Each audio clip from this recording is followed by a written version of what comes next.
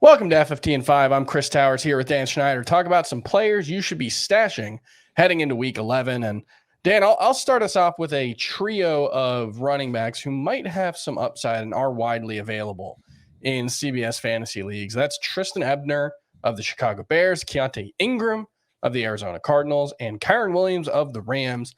Ebner seems like the most viable stash just because we've already seen with the Chicago Bears that they're not necessarily as in love with David Montgomery as they have been in the past. And part of that, with his declining role was Khalil Herbert being really, really effective in that running game. But, Tristan Ebner looked good in the preseason. There are some things to like about him. He ran a 4.43 40.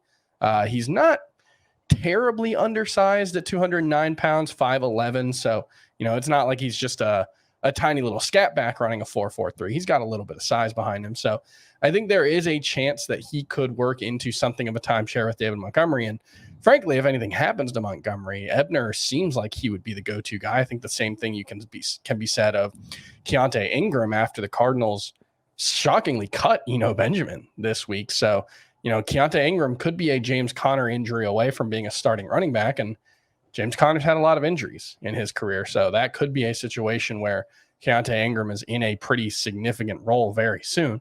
And then Kyren Williams, it's just nobody else in that Rams running game has been effective. So maybe he can come in and show a spark, provide something in the passing game. Lord knows they're going to need it with Cooper Kupp injured. So those are three guys that I'm looking to stash ahead of Week 11. Let's get some more from you. How about get any quarterbacks for us?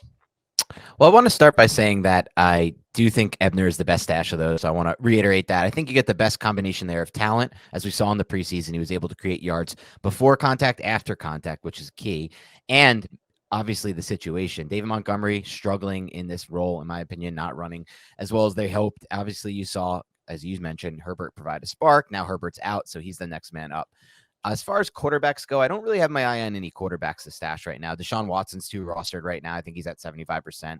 But I do have a tight end and a receiver that I have prioritized for this week. And I'll start with the receiver. I did mention him last week, but he's still rostered in too few leagues, and that's Treylon Burks.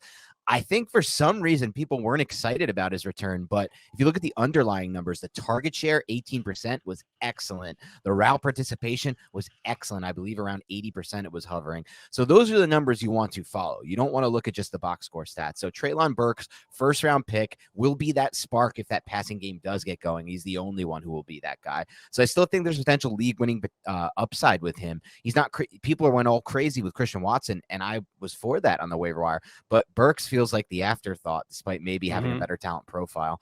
So that would be my guy at receiver. And then worth noting, we are recording this before Thursday Night Football. So whatever happens there, he might break out. Yeah, if he breaks out, that's going to look great for Dan.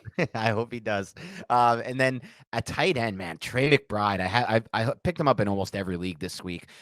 There's so many reasons to like McBride. It starts with his profile. The first tight end drafted in this last draft class.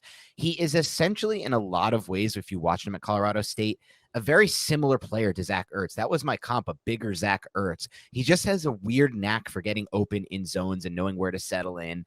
And he doesn't have much after the catch. He doesn't have much deep speed. So a lot of people are like, why did they draft this guy first? But when you watch the film, you see he just finds a way to get open. And that's exactly what that's exactly why Kyler Murray leaned on and built that rapport with Zach Ertz. It fits perfectly with that Cliff Kingsbury system, which I don't particularly prefer, but we have it for fantasy, and that means that he's still going to prioritize that type of player who can get open. So I really feel like there's a great opportunity for him to be a fantasy piece for you down the stretch and potentially even work into the top 12 of tight ends.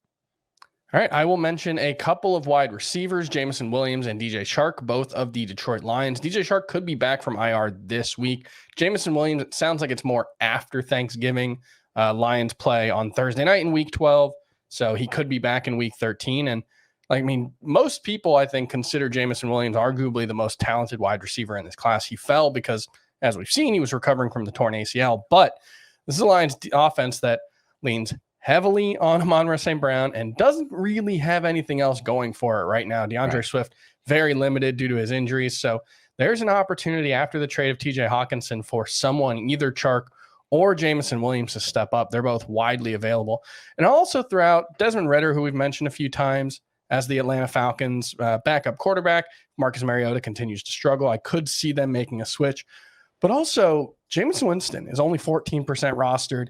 If you're in a 2 QB league, make sure he's not on your waiver wire because Andy Dalton has struggled. He has not given the Saints the stability they were looking for. And the thing with Andy Dalton is if he's not protecting the football and giving you, safety, what does he bring to the table that Jameis Winston doesn't? I think it's a fair question. Right. I think it's one that the Saints coaching staff is asking themselves right now. So don't be surprised if Jameis Winston comes in midway in week 11 and becomes the starter moving forward. I think he has a lot more upside than Andy Dalton. He's got a little bit of rushing potential. We saw early on, when he's throwing down the field to Chris Olave, good things can happen. So those are some other waiver wire stashes to consider ahead of week 12.